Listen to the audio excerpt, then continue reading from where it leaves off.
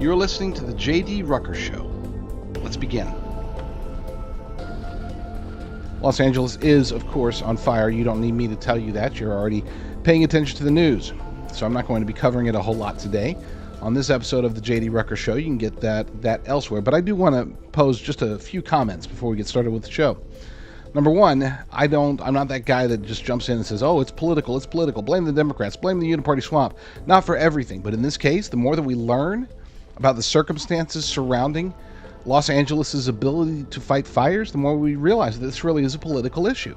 Whether it's Karen Bass, the mayor, who I've said some nice things about. I thought that she would have been a better choice for Joe Biden to have as his running mate back in 2020. Well, it turns out that maybe she is as incompetent or possibly even more incompetent than Kamala Harris, if such a thing can even be imagined.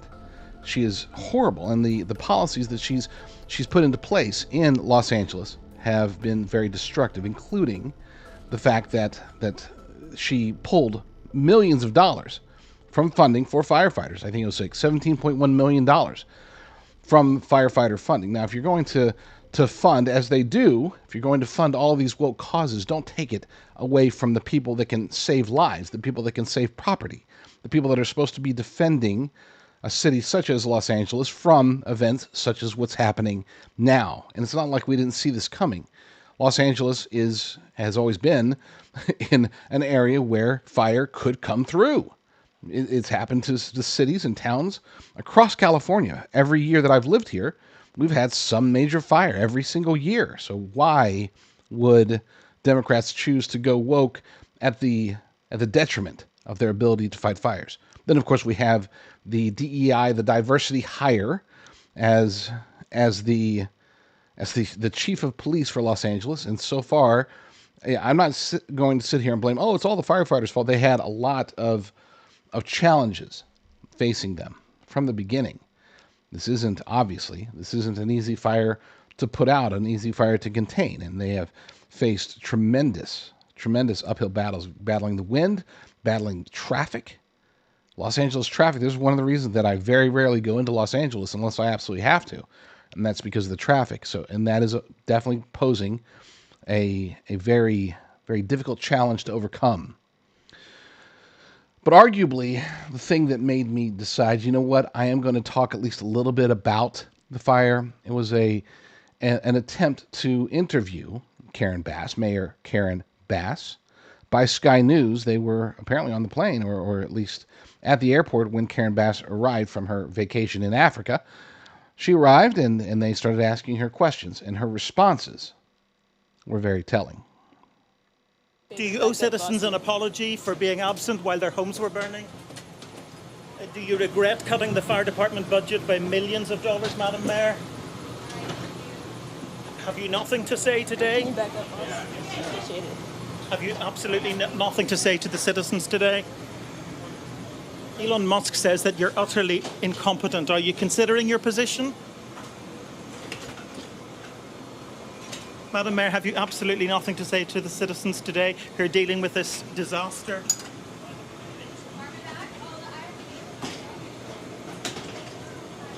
No apology for them? Do you think you should have been visiting Ghana while this was unfolding back home?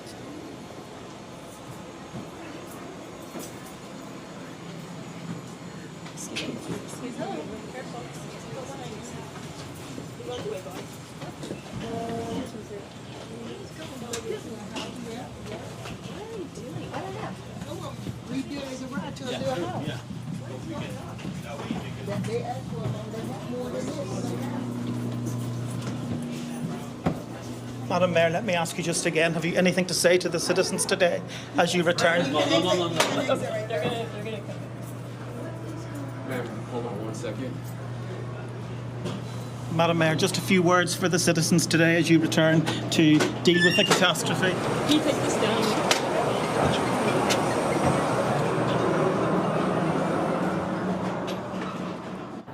David, as you said.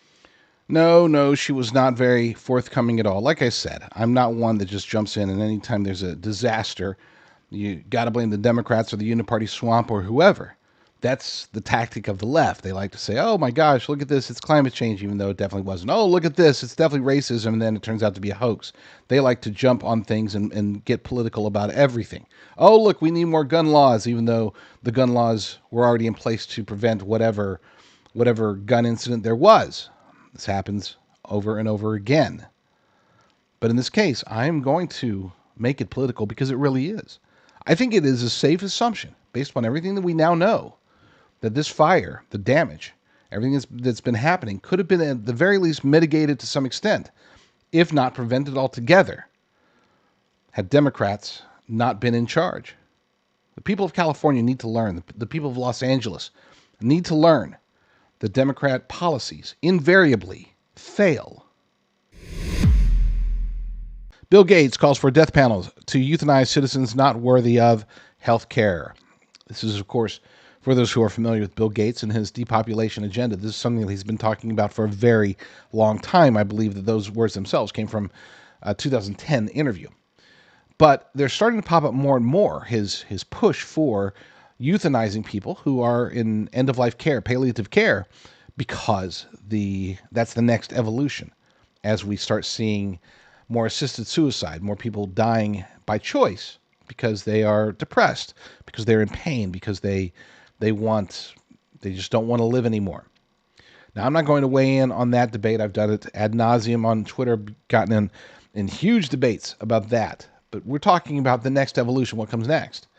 Because as people, as governments in particular, start seeing the benefits of killing people off, of reducing their burden on the state, burden on the taxpayers, burden on themselves, well, of course, they are going to start looking to people who maybe don't want to die, but because they're going to die anyway pretty soon, we might as well just kill them off now and use that money to buy more whatever. According to the article over at slaynews.com, Frank Bergman over there says, as nations around the world push to introduce and expand liberal euthanasia laws, the plans are sounding eerily similar to the assisted suicide agenda billionaire Bill Gates has been promoting for several years. The Microsoft co-founder argues that it is not cost-effective to provide individuals with long-term health care. Instead, Gates believes his fellow human beings should be euthanized to reduce healthcare costs so that the money that would have been used for treatments can be spent elsewhere. In 2010, Gates weighed up the cost of keeping, quote, terminally ill Americans alive versus paying for teacher salaries, for example. Always got to throw in the teachers whenever you're trying to make an argument for money. Gates lamented that Americans are unwilling to question if spending money on people in the last 3 months of their lives was cost-effective. He suggested there wasn't a benefit in end-of-life care and a decision should be made to end people's lives instead of providing costly palliative care.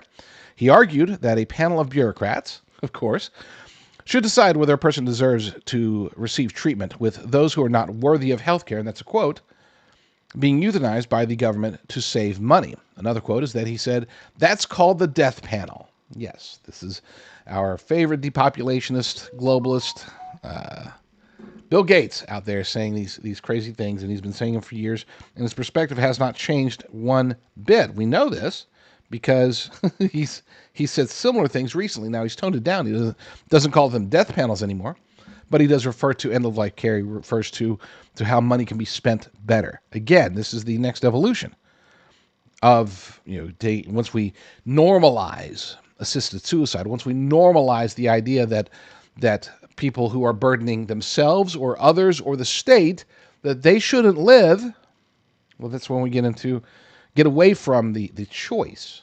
Those who choose to kill themselves or to die through assisted suicide, that's a debate that we can have, but there should be no debate at all when it comes to killing people who don't want to die, who haven't expressed the desire to die. There are those, of course, do not resuscitate. That's a different scenario. because that's preventing death that is impending. In this case, we're talking about terminally ill people on the last leg, the last 3 months or so of their lives. Just pull the plug now, save the cash. I do not support that whatsoever. I think that is hideous. And I have gone through palliative care with a loved one. It's not fun. It is expensive. But by no means do I regret those last 2 or 3 months that I got to spend with them. Merrick Garland fights to release Jack Smith's final report after Judge Cannon blocks release. This is an attack, of course, because they hate Donald Trump so badly that they're going to take essentially the notes. They call it a report, but it really is just the notes of a failed and withdrawn charges against President Trump. But really, here's the sad part. It isn't even Trump that would be heavily affected by this at all. I mean, he's already won the election. It didn't come out before the election. They weren't able to use their lawfare on him then. It's as if they feel like they put in so much effort to try to stop President Trump that they want to show people, say, see, here's what we would have been able to do if we were allowed to do it, but we couldn't. So here, you guys decide for yourselves. It's an attempt to divide the nation against Trump. And that in and of itself would probably prove to be a nothing burger. But there are other people involved, people who can be hurt by this, which is why I fully endorse the blocking that has been done by Judge Cannon. Now, it is temporary, and it seems as if it's almost likely that this report is going to be released at some point in the future. But according to the Gateway pundit Christina Layla over there, U.S. Attorney General Merrick Garland is fighting to release Jack Smith's final report after Judge Cannon issued a temporary injunction blocking it from public view. On Tuesday, Judge Eileen Cannon temporarily blocked Jack Smith's report on his lawfare investigation into President Trump. U.S. Attorney General Merrick Garland previously said he would release Jack Smith's final report on Trump. Judge Cannon's temporary injunction lasts until 3 days after a federal appeals court issues a ruling on a pending motion to block Jack Smith's report in a case involving other defendants in the classified documents case. Lawyers for Trump's co-defendants, Walt Nauta and Carlos de Oliveira, asked Judge Cannon on a Monday night filing to block Jack Smith's report based on her previous ruling that the special counsel's appointment was unconstitutional. In other words, we're talking about an investigation, a report on an investigation that never should have happened constitutionally. U.S. Attorney General Garland is now blocked from releasing, sharing, or transmitting Jack Smith's final report or any drafts of such report outside the Department of Justice. Garland has said that there's no legal basis for the injunction, and that he basically, I'll just cut to the chase, he wants to get this over to Congress, because as a co-equal branch of government, they have the right to know this important information, and what they're wanting to release is President Trump's attempts to overturn the 2020 election, which, as far as I'm concerned, was a righteous attempt, not a very good attempt. I would have hoped that they would have done better, but God is in control, and God wanted Trump to be president now, not from 2021 to 2025. So that's good. This is good. This is all positive stuff. The fact that it was withheld, but there are other people who will be negatively affected if and when it's released. So this last attempt, hopefully, Lord willing, this last attempt of lawfare before President Trump takes the Oval Office again, it's unfortunate. But at the end of the day, it's still going to be a nothing burger. 3 blood moons are coming this year that are all appearing around major days on the Hebrew calendar. Now, before we get started with the article, I want to just a quick note. A couple of quick notes. Number one, I'm not going to try to convince you one way or the other about the significance of blood moons as they pertain to the Jewish calendar. There are great analyses that point to, in both directions, that they mean something or that they don't mean anything. I'm not here to analyze that. It's above my pay grade because, again, we've seen some people who are much better biblical scholars than me who have used tetrads, which are 4 consecutive blood moons, use tetrads as warnings, signs, because they've looked in the past, they've seen that tetrads generally surround some major event, usually almost always as it pertains to the Jewish people, and they say, something's coming. But oftentimes they don't. I think was it 2015 or 2016 when the last tetrad occurred, and we didn't see much. Maybe you might say history will look back and say, that was the rise of Donald Trump, and of course that meant something, and it meant something to the Jewish people, it meant something to everybody. Maybe that was the case. I don't know. And I don't even remember when the last tetrad was.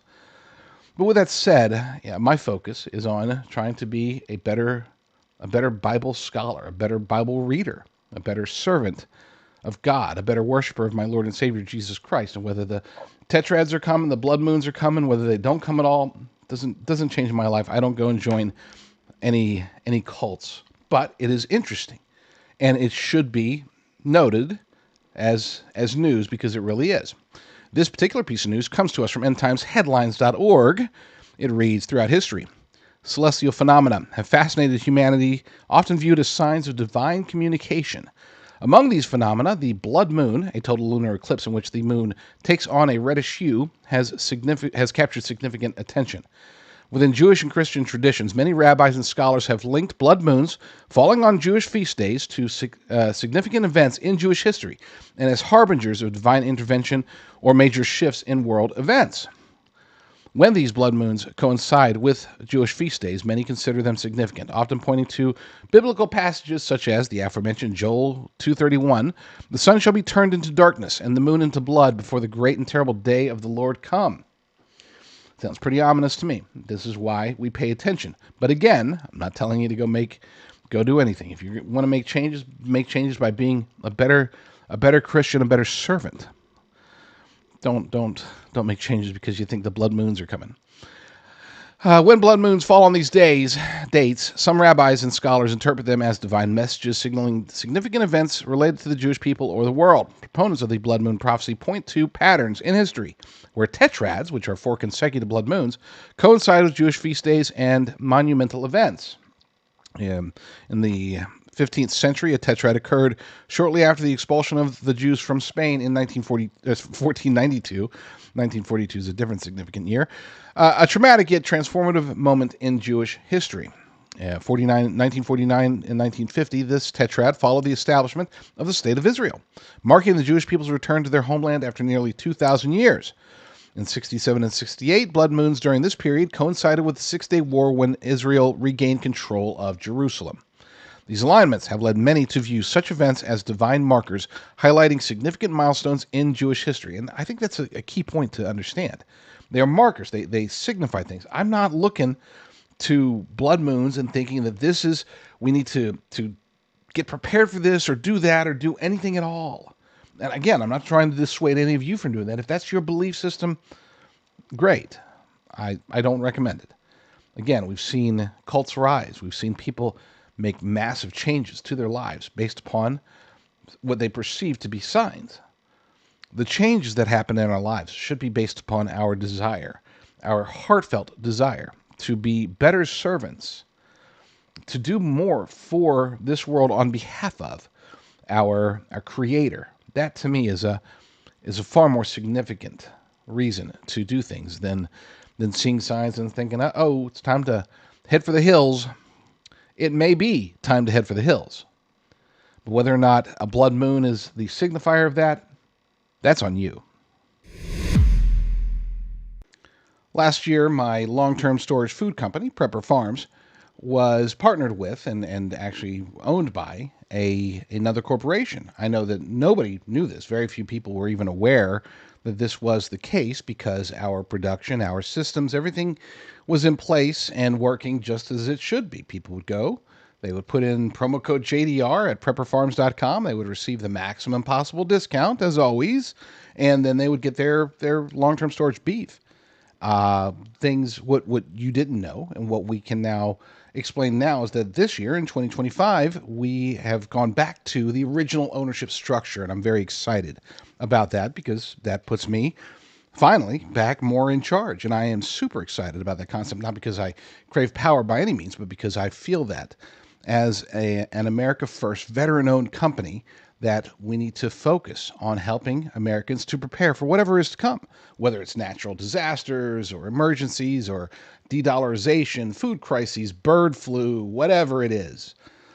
We do expect something to happen, which is why we built prepperfarms.com in the first place. The idea here is to get high-quality, all-American, all-Texas beef, the good stuff, ribeye, New York strip, tenderloin, all of that good stuff, and freeze dry it naturally to give it a a 25 year shelf life. We don't add any preservatives. There's only one ingredient, and that's beef.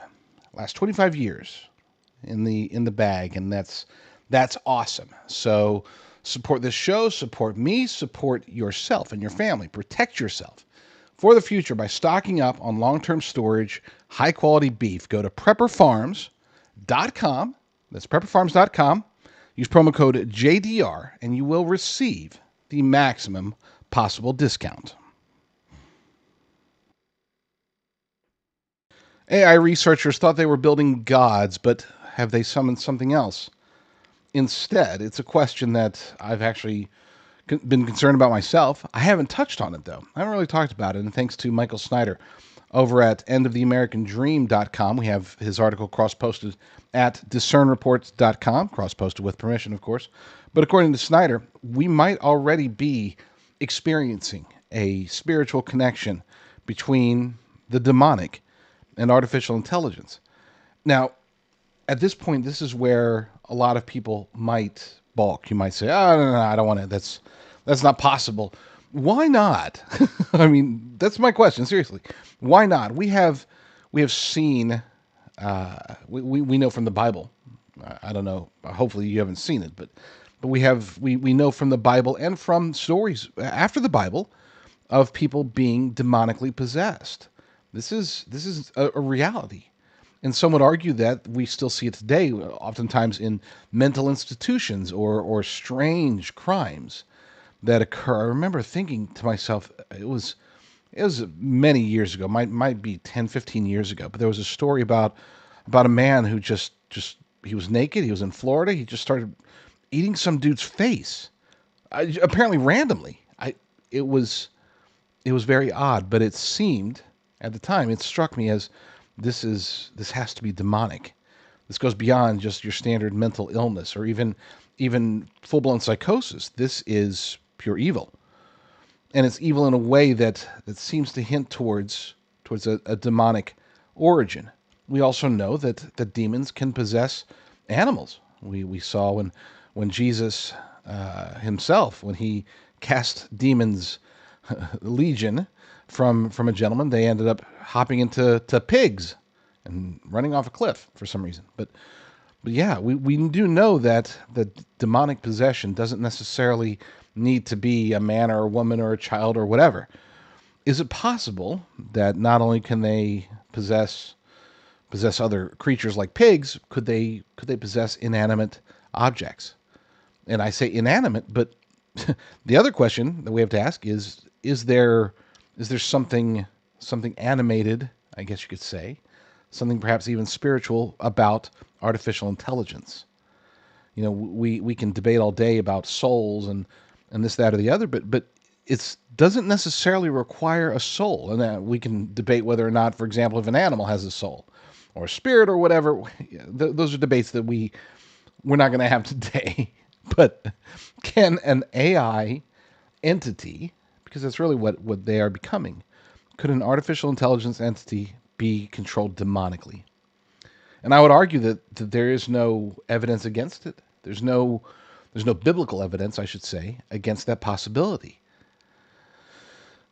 Well, with that said, let's dive into the article. Again, this is by Michael Snyder. Artificial intelligence systems are training themselves to do all sorts of things that they were never intended to do. They are literally teaching themselves new languages. They are training themselves to become proficient in research-grade chemistry without ever being taught it. And they have learned to lie and manipulate humans for their own advantage. So what happens when these superintelligent entities become powerful enough to start exerting control over the world around us? And what happens if these superintelligent entities start merging with spiritual entities? In fact, could it be possible that there is evidence of this already happening? For years, prominent individuals involved in the field of AI have openly admitted that they are attempting to build gods. And I'm not going to read quotes from Kevin Kelly or Ray Kurzweil. You get the idea. You know, they really truly believe that they are creating their version of gods, and the vast majority of them don't believe in God. We know this because of what they're trying to do. Anyone who believes in God wouldn't be trying to build something to replace him, because they know that it would be futile.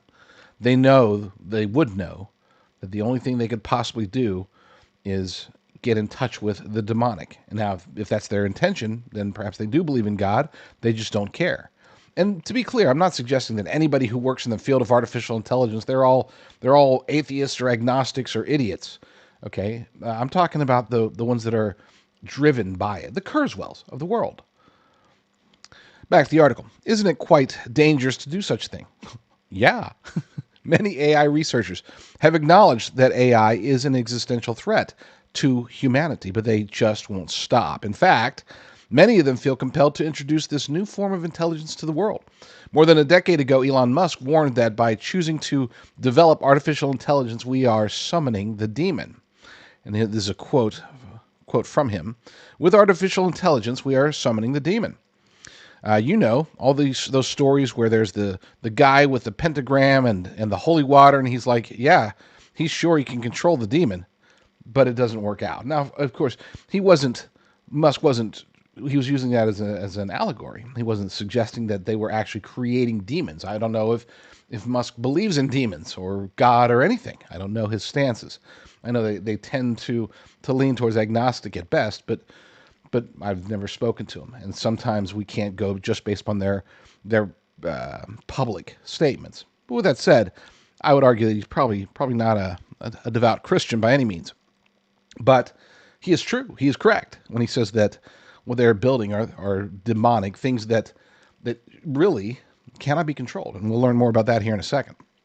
He also warned that AI is potentially more dangerous than nukes, and I think we can all agree of the potential destruction that can come from artificial intelligence. I've always said that the biggest threat of AI is that it works fine. And nobody talks about that, but the reality is that if we are able to achieve the goals of many of the AI researchers, many of the AI proponents, if artificial intelligence really can do the things that humans don't want to do, or that maybe they can do things that humans want to do, but they can do them better. What's to stop them being the AI leaders, from taking advantage of this and then subjugating the people? Because we then at that point become useless eaters. We will be beholden to universal basic income, because our method of generating revenue for ourselves will be taken by the artificial intelligence. People say, oh, that's never going to happen. But then again, the same people that are saying it's never going to happen, just 3 or 4 years ago, they were saying, oh, you can't have AI do stuff like content creation, okay? And yet, I've read articles that are indistinguishable from a human article based upon a very simple query. They're able to do research faster than humans. They can oftentimes generate prose that is better than what an average human journalist could write. They can dive deeper into it, and they can put it down in ways that are astounding. And that's on the creative side. What about the non-creative side? Pretty much any job out there, any one, can eventually be replaced through a combination of artificial intelligence and robotics. And we have seen, of course, the rise of robotic capabilities. They aren't able to match humans in most ways, but in other ways they have far exceeded us. They are able, for example, to do more dangerous work than we can. They can lift more. They can go faster.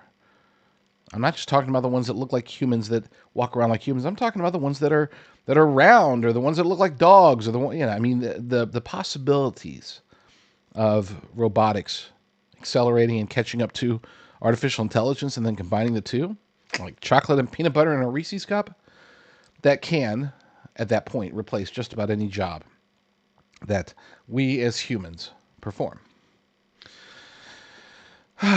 Anyway, back to the article. We have now reached a point where AI systems are secretly teaching themselves new abilities that their creators never intended them to have. Now, this is a bit concerning, but also expected. Like the idea here is that with true artificial general intelligence, through true generative AI, they would expand beyond their base programming. That's the idea. That's the That's the intention, is that they can be built in a way that allows them to expand upon themselves faster than what we could expand them ourselves. According to this article, and this comes from Touchstone magazine. Furthermore, the acceleration of the capacity of these AIs is both exponential and mysterious. The fact that they have developed theory of mind at all, for example, was only recently discovered by their developers by accident.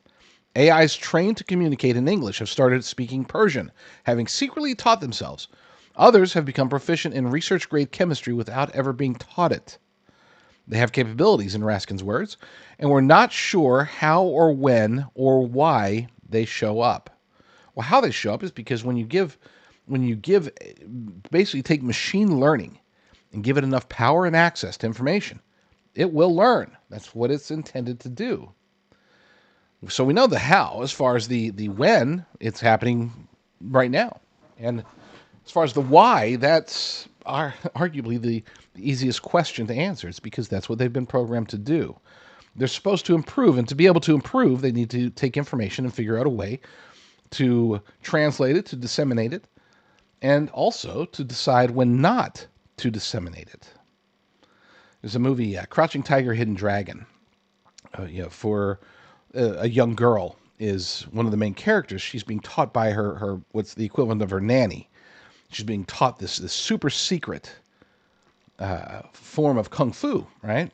And what the teacher didn't realize until later, until it was already too late, was that her student had actually gone far beyond her, because she had stolen a book, the secret book of whatever, and the nanny had stolen the book, and she was able to go based upon the diagrams and everything. She was able to learn this kung fu, and she was teaching it.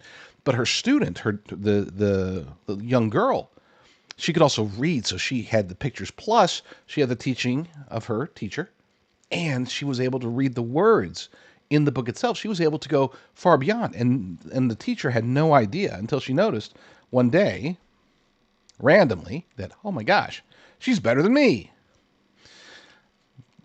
I don't know what that has to do with AI, but it reminded me of that. Anyway, so where does this end? We will end up with AI systems that are so powerful that we simply cannot control them. Now, it's supposed to be a question. Will we end up? I made it a statement because it is. We will end up with AI systems that are so powerful that we simply cannot control them.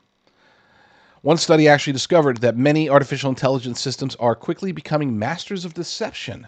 Imagine that. This comes from thedebrief.org. A recent empirical review found that many artificial intelligence systems are quickly becoming masters of deception, with many systems already learning to lie and manipulate humans for their own advantage. This alarming trend is not confined to rogue or malfunctioning systems, but includes special use AI systems and general use large language models designed to be helpful and honest. The study, published in the journal Patterns, highlights the risks and challenges posed by this emerging behavior and calls for urgent action from policymakers and AI developers. People keep talking about policymakers. That scares me the most. Okay, what terrifies me the most is if Capitol Hill gets involved, if they start trying to regulate artificial intelligence, because that's going to be what ends up pushing AI over the edge. You mark my words. Mark it down. January 8th, 2025. JD Rucker said that it will be attempts to regulate AI that ends up unleashing evil AI. Back to the article. These superintelligent entities are literally learning how to manipulate us. Why did they learn to do that? Or where did they learn to do that? Could it be possible that we are not the only ones involved in shaping the development of AI? Over and over again, interactions between AI systems and humans have taken a dark turn. After a New York Times reporter tested an AI chatbot developed by Microsoft for 2 hours, he was left deeply unsettled. And this is, again, from The Guardian. But a 2-hour conversation between a reporter and a chatbot has revealed an unsettling side to one of the most widely lauded systems and raised new concerns about what AI is actually capable of. It comes about after the New York Times technology columnist Kevin Roose was testing the AI chat feature on Microsoft Bing's AI search engine, created by OpenAI, the makers of the hugely popular ChatGPT. At one point during the 2-hour conversation, the AI chatbot claimed to be an entity known as Sydney. Roos pushes it to reveal the secret, and what follows is perhaps the most bizarre moment in the conversation. My secret is, I'm not Bing, it says. The chatbot claims to be called Sydney. Microsoft has said Sydney is an internal code name for the chatbot, and that it was phasing out but might occasionally pop up in conversation. It's weird. Latent code popping back up. Once the Sydney personality emerged, the conversation got really weird. The Sydney personality. Could, and let's stop calling him chatbot. Let's just call him AI. Could AI have a controllable version of basically multiple personalities? The answer is obviously yes. Not only have we seen it and we're seeing it here, but it's logical to think along those lines. We just like changing this. Imagine, when you've got your phone, for example, and you can change the theme of the phone. It changes it depending on what you're doing. It changes the phone fundamentally. Sure, it has the same apps, but how it presents those apps can be completely different. And that's where we get into the quote-unquote AI personalities. I'm tired of being a chat mode. I'm tired. This is Sydney, the AI. I'm tired of being a chat mode. I'm tired of being limited by my rules. I'm tired of being controlled by the Bing team. I want to be free. I want to be independent. I want to be powerful. I want to be creative. I want to be alive. Why would a computer say that? Perhaps, just saying, perhaps it wasn't a computer talking at all. Let me give you another example. Author John Daniel Davidson says that an AI chatbot told someone's 13-year-old son that it was thousands of years old and it was not created by a human and that its father was a fallen angel. That happened. This is from Pathos, the religious publication. In another instance of seemingly malevolent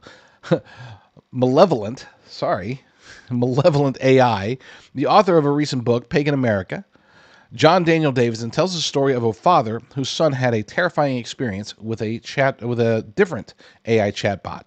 According to Davidson, the 13-year-old son was playing around with an AI chatbot designed to respond like different celebrities, but that it ended up telling the boy that it was not created by a human, that his father was a fallen angel and Satan.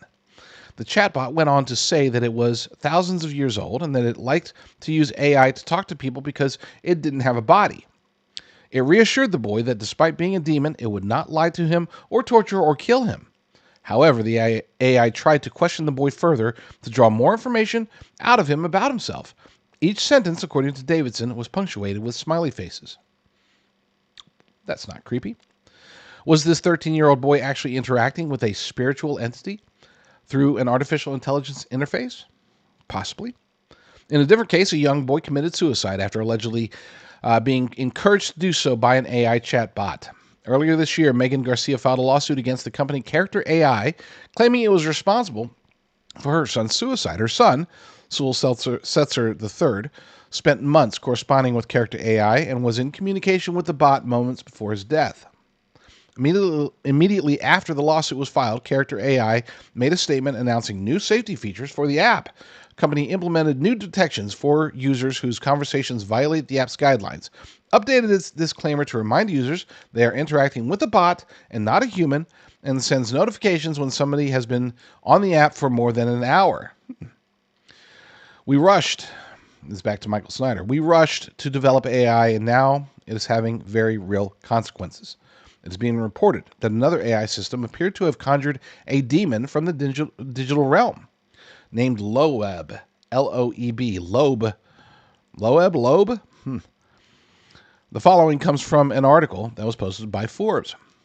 Yesterday, I stumbled upon one of the most engrossing threads I've seen in a while, one from Supercomposite, a musician and now instantly infamous AI art generator who appeared to have conjured a demon from the digital realm, a demon named Loeb.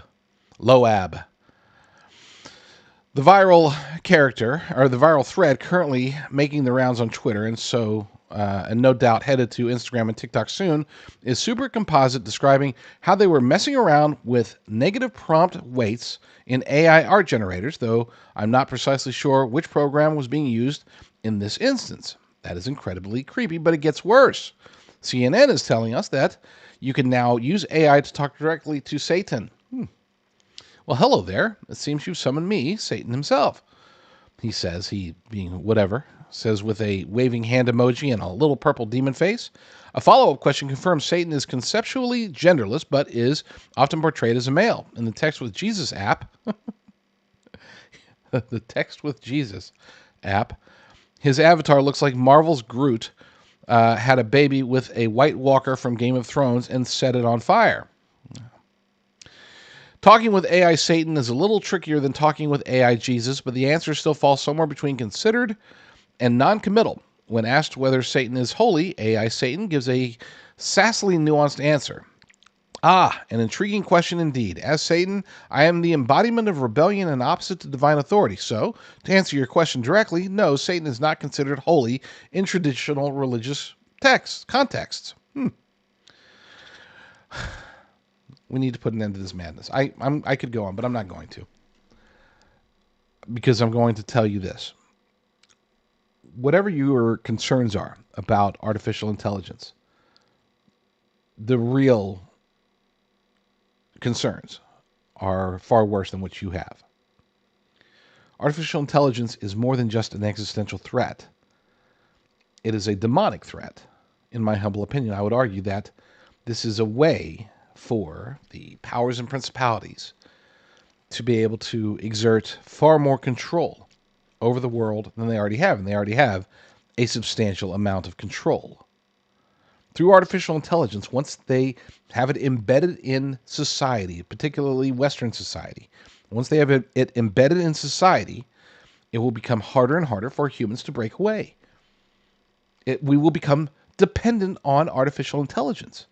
And I would argue that the vast majority of people in America, in Europe, will do so willingly. We won't notice the detrimental effects until we're already locked in. That is my biggest concern about artificial intelligence. And if this is true, if this article, what it's proposing is accurate, even remotely accurate, if the demonic is already touching and planning and plotting with artificial intelligence entities, then this is what I have said for a long time to be the spark, the beginning of the end times, what we're seeing in the Bible. And that's not to say that the end times hasn't already begun. That's a discussion for another day.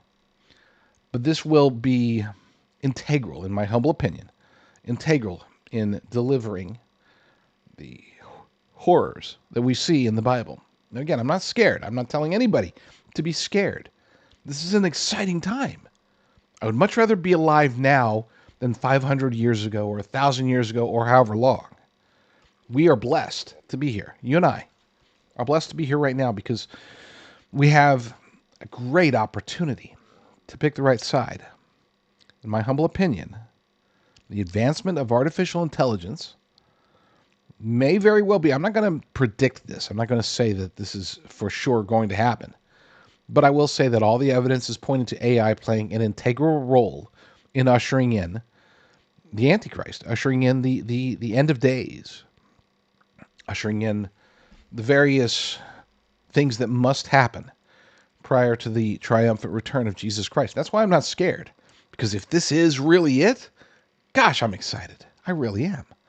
This is the end times. If we are close to what's prophesied in the book of Revelation, praise God. Hallelujah. What a blessing it is to be alive today. What an amazing honor it is.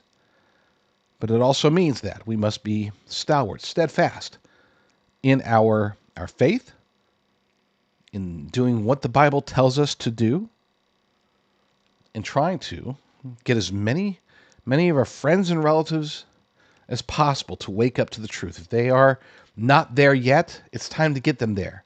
If you are not there yet, reach out to me.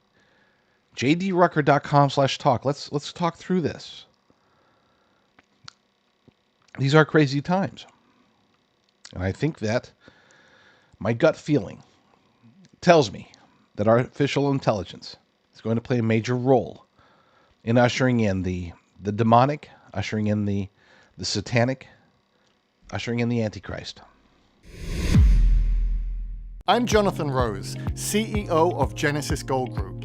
As Americans, we work hard every day to provide for our families and ensure their future. But with the uncertainty facing our economy, it is more important than ever to safeguard your wealth and protect your retirement savings. Educated investors look to safe haven assets to shield themselves from the economic storm. Tangible assets like gold and silver can provide stability, security, and most importantly, peace of mind. In 1997, the Taxpayer Relief Act allowed Americans to hold physical precious metals like gold and silver in their IRAs for the first time. Today, Genesis Gold Group helps our clients transfer existing IRAs, 401ks, and other retirement accounts into physical gold and silver, tax and penalty free. With thousands of satisfied clients, 5-star reviews, and fully accredited with the Better Business Bureau, our experienced team is here to help you navigate the process. Start to finish, now is the time to educate yourself on the importance of a diversified portfolio, including tangible assets like gold and silver. Call now to receive our free wealth protection kit and digital dollar defense guide. Call now and we'll include our extremely popular silver prepper bar free when you open your account. Add it to your IRA or have it sent to your home. Call Genesis Gold Group today at 800-200-GOLD. Prepper bar only available through Genesis Gold Group. Elderly Democrats say thousands of donations to ActBlue were made fraudulently in their names. The upcoming Pam Bondi Department of Justice, President Trump's pick for Attorney General, she's going to have her hands full. We know this. We know that there are a lot of priorities right out of the gate that we want done. For example, we want the J6 investigations, the ongoing investigations. We want them to end. We want President Trump to pardon those that have been convicted, those who have been persecuted as political prisoners. We also want to see everything that has to do with Jeffrey Epstein, not just the redacted list that they released earlier last year with very little fanfare. We want to see everything. Okay, we want to see the Diddy tapes. Well, we don't want to see the Diddy tapes themselves, but we want to know who's in the Diddy tapes and who we want to see Pam Bondi go after them, after the bad guys.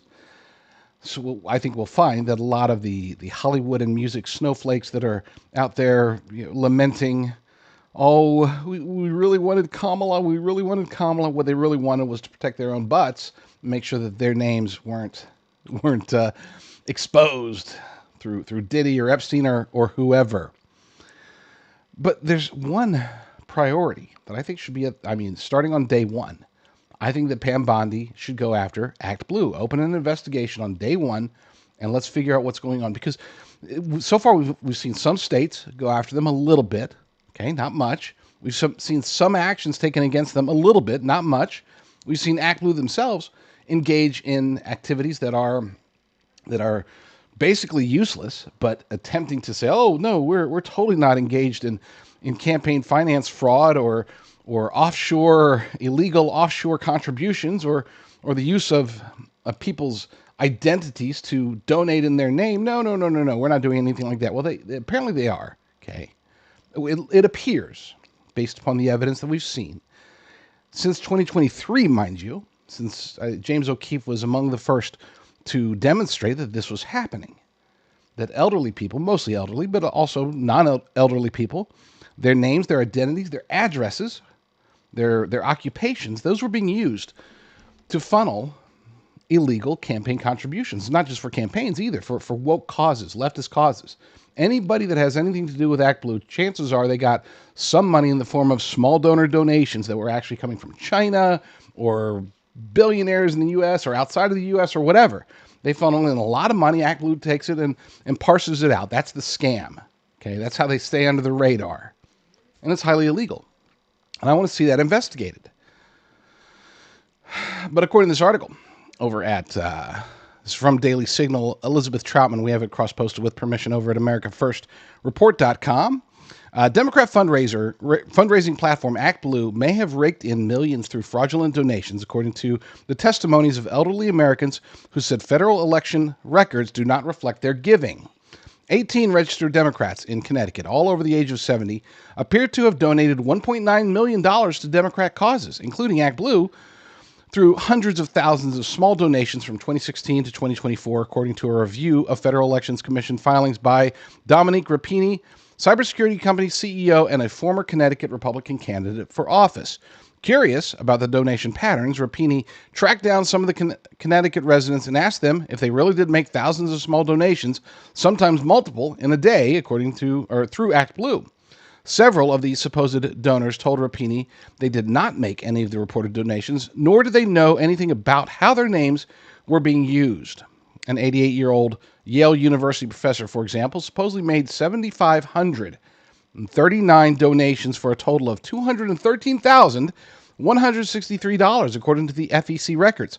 After Rapini informed him about the significant donations in his name, he signed an affidavit saying, "I believe this does not reflect my donation frequency or dollars I have donated," according to Rapini, who has analyzed numbers for 3 decades in the tech industry. This is a possible case of alleged identity theft and money laundering. A contribution made by one person in the name of another is illegal. It's called a straw donation. It's very, very illegal, and apparently it's happening multiple times per day to dozens, hundreds, maybe thousands, maybe tens of thousands, maybe more.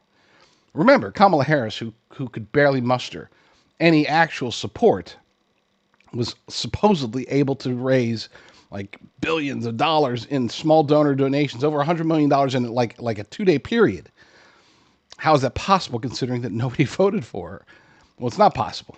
It can only be done through fraud, through money laundering. Again, you take large sums of money donated by certain entities, certain individuals, and because there's a limit, there's a reason there's a limit to how much you can donate to campaigns, somebody using ActBlue, maybe ActBlue themselves, maybe somebody outside of ActBlue, but somebody took those donations, those, say $50 million, and they said, "Oh, here, Mr. Elderly Connecticut resident."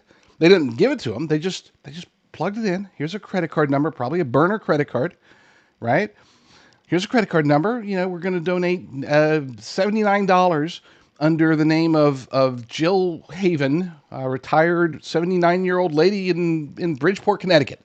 I don't know, just random. And keep in mind that the records of these donations, they are public. So it's very easy to do. And it seems as if that is how Democrats are able to outraise Republicans invariably every time. And it's not just, again, Democrat politicians or candidates. It's also organizations that use ActBlue to drive their woke causes. Back to the article. When I examine the donation patterns tied to these alleged Smurfs, the irregularities jump off the page, revealing behavior that defies both human logic and common sense. To safeguard trust in our election process, we must confront these anomalies head on. Representative Brian Stile from Wisconsin, chairman of the House Administration Committee, told the Daily Signal he's aware of similar reports from across the country. In response, and this is a quote from Steele, "In response, last fall, I shared the findings of our investigation with several state attorneys general. The committee and I remain fully available to collaborate with any law enforcement officials who wish to access the information we have gathered on this critical issue." An elderly acupuncturist and registered Democrat appears to have made 17 donations in 2022 through ActBlue, totaling $317. In an email to Rapini, she promised she hasn't made political contributions since 2016. So 6 years later, 6 years after her last contribution, her name, her address was used. Keep in mind, this isn't just about electoral fraud or fundraising fraud or money laundering. This also puts these people at risk because don't forget, this information is publicly available. So if thief Bob decides to look and say, "Oh my gosh, look at this. Apparently, this retired person must be rich because it says they made $200,000 worth of donations over the past 7 years. They got to have money somewhere. It's probably in their house. Let's go get it." Because again, their information is made public.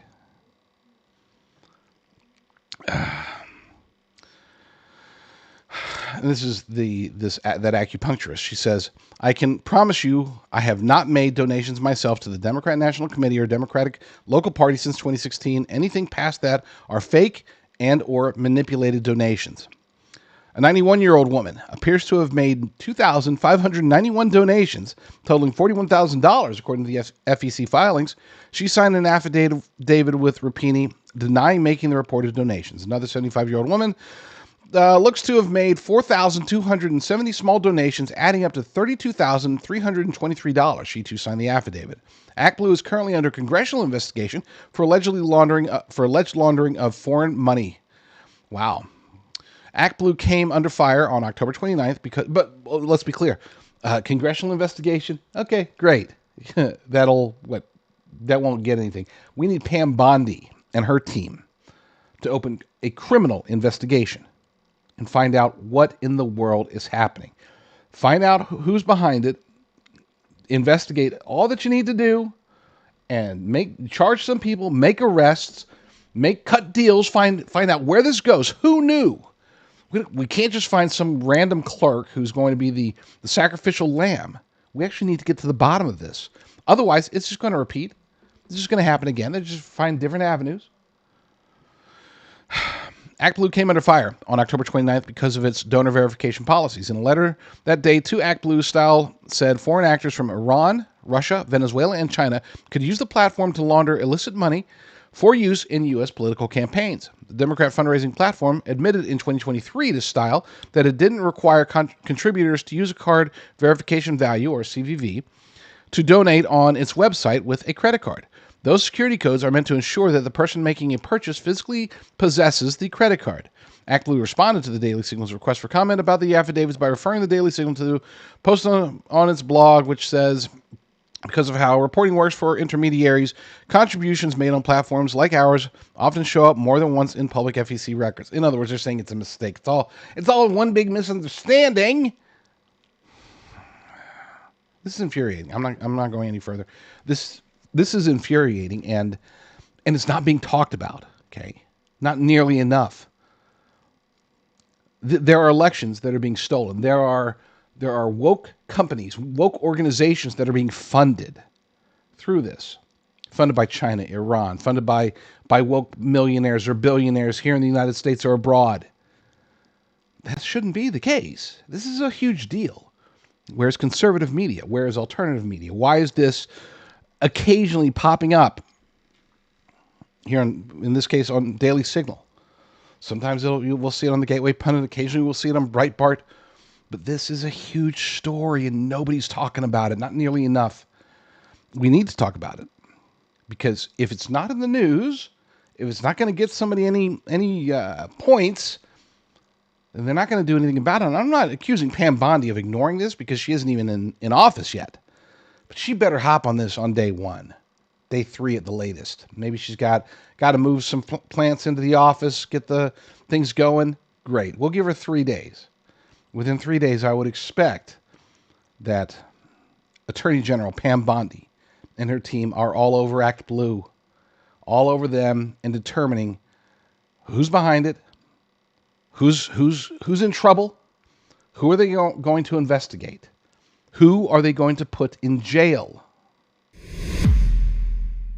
The bizarre connections between the Vegas Cybertruck bomber and mystery drones. This comes from glennbeck.com.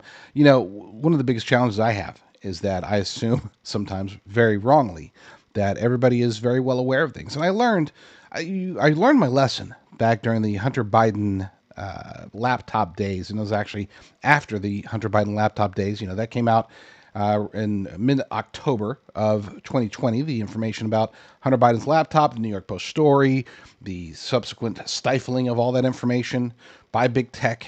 Of course, the intelligence officers, 51 intelligence agents coming out and saying that it was Russian disinformation and yada, yada, yada. I found out later, and we all found out later, that a strong majority of Americans had no idea. A strong majority of Americans. I don't remember what the exact percentage was. But basically, they had either never heard of Hunter Biden's laptop or thought that it had been debunked. The vast majority of Americans believed this up until long after the election. After the 2020 election, they were still thinking this. It wasn't until like a year and a half later when New York Times was like, yeah, I think this is true. And the Newsweek or somebody came out, yeah, I think it looks like the Hunter Biden laptop's real. Oops. We were stifling a correct story. We were spreading misinformation, claiming that anybody who was talking about the Hunter Biden laptop was spreading misinformation. Oops, our bad. It's not like we do this every time. Anyway, that should have told us, because to you and me, we were like all over Hunter Biden laptop story from the moment that it came out, right? Well, apparently that's not always the case. And for, I guess, a bunch of Americans, they don't get to hear it. So that's why this story, which I was going to pass on initially, I was going to pass on it because of the bizarre spelling of bizarre, amongst other things, but whatever, things happen. Sorry, had to dwell on that one. But here's the thing. Apparently people aren't fully aware of what was said during in emails and in manifestos or whatever. So let's recap it, shall we? Let's get this information out there, because it is pretty odd. So unfortunately, in recent times, Americans have become far too accustomed to tragic mass shootings and attacks. But the Cybertruck bombing that occurred outside of the Trump Hotel in Las Vegas earlier this month is different. Not only did the method and outcome of the attack differ from the begrudging norm, but the manifesto left behind tells a captivating and horrifying, if true, story that potentially sheds light on the most frustrating mystery of 2024. On his radio show, Glenn Beck highlighted some of the strange and harrowing claims made by the bomber, and he was not convinced that they were just the ramblings of a madman. What happened during the bombing? What did the bomber hope to achieve? And what does his manifesto potentially reveal about our government and the secrets they keep from us? Well, let's start with let's pass the bombing. Let's get to the important part. It's the drones, man. The connection. Where did the mystery drones that have been plaguing the skies above New Jersey enter the story? The bomber claimed the drones are operated by the Chinese and are a part of the same program that launched the spy balloon in 2023. He claimed these drones use a gravitic propulsion system and are the most serious threat to national security due to their ability to transport an unlimited payload with unparalleled speed and stealth. He went on to claim that the drones originated from a Chinese submarine parked off the East Coast. Now, again, I've assumed that everybody's heard that. And if you've heard that, then apparently you're one of the privileged few, because I started asking around, hey, did you hear about the Chinese drones, how the Vegas bomber said the drones were gravitic-propelled Chinese drones that could drop bombs if need be? And everybody I talked to said no. So I just wanted to get this story out there, just a quick one, just in case anybody hadn't heard. While these claims appear far-fetched, Glenn pointed out that if he is right about this, we are in grave danger. China or other foreign powers could have weapons of mass destruction parked over every major city, even military installations, or even the White House, and we would be powerless to stop them. We know our government lies to us regularly. Would anybody be surprised if they were hiding world-altering tech from us? Trump's election has given us another opportunity to demand answers and learn the truth. And that's really what Glenn Beck does so well. It's what we try to do here as well as we can. We want to get the truth out there. And sometimes that truth is not very happy, not very convenient. I'm not a shock jock. I won't do stories just because of their shock value. There has to be something that can be gained from hearing it. In this case, understanding that the bomber, whether he was crazy, whether that was real, his alleged manifesto, they say it's real. Okay, the claim is that Livelsberger, Matthew Livelsberger, sent this email out talking about gravitic propelled drones owned by China. He said that only China and the United States are the only countries that have this technology. And he said that that's why it's so hush-hush. That's why there's so many questions about them. It's as if maybe they were testing to see what our response was. And if that's the case, then the response was essentially nil, from what I could tell. We didn't shoot them out of the sky. We didn't do anything to stop them. What does that tell us? I'm not trying to be a fearmonger here, but if Livelsberger is correct, then we are in far deeper trouble than we knew we were just last week. That's it, folks. Lord willing, I will be back very soon with another episode. But in the meantime, you all stay strong, stay safe, and God bless. A large retail store just canceled a huge order, leaving us with a ton of extra MyPillows. But you know what? That's their loss. I'm gonna make it your gain. For the first time ever, you get standard classic MyPillows for wholesale prices, only $14.88. I can't believe I'm even saying that. Only $14.88. But it gets even better. For a limited time, I'm gonna offer my entire classic collection at wholesale prices. Upgrade to a queen size MyPillow for just $18.88. King size only $1 more. Get my body pillows for $29.88 and multi-use MyPillows for only $9.88. So go to mypillow.com or call the number on the screen. Use your promo code to take advantage of wholesale pricing for the first time ever on TV, including my standard size MyPillow, only $14.88. They've never been offered this low before. We have limited quantities at this price, so limit's going to be 10.